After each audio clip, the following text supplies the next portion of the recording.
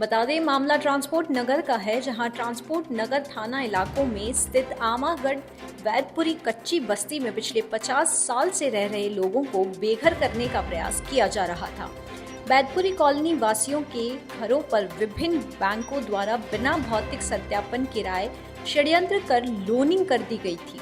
जिन मकानों पर लोनिंग की गई थी उन मकान वालों ने किसी प्रकार का कोई लोन नहीं लिया। इसके विरोध में स्थानीय लोग सड़कों पर उतरे थे। लगातार 140 दिन से ट्रांसपोर्ट नगर पर धरने पर बैठे हुए थे।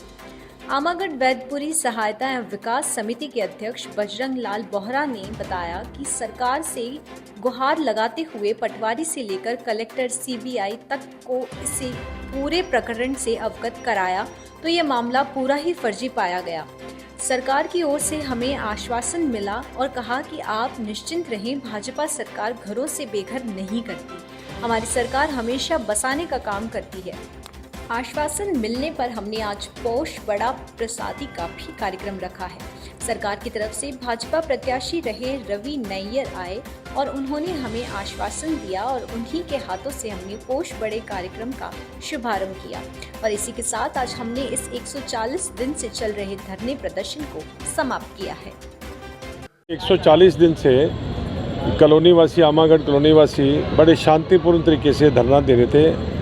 अपने मकानों को, अपनी दुकानों को बचाने के लिए कुछ असामाजिक तत्वों द्वारा लगभग 140 दिन पहले कुछ मिलीभगत करके, साठगांठ करके इनको उजाड़ने की साजिश रची।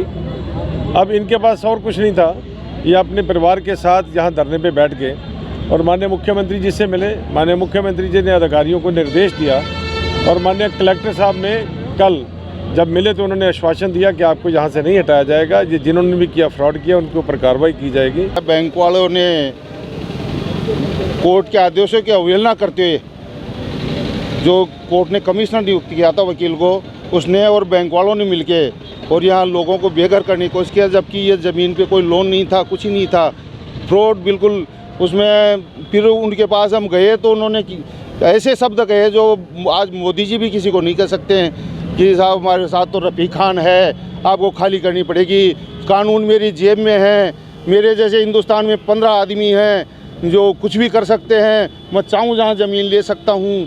मतलब इस तरह की भाषा बोली। हमने कहा साहब हम उजागर करेंगे, तो फिर बोले आप 15 साल लगेंगे आपको उजागर करने में, जब तक तो मैं यहाँ बड़ी बड़ी बिल्डिंगें बना के भेज दूँगा। ये कमिश्नर जो कोर्ट ने नियुक्त किया है उसने ये जवाब दिए।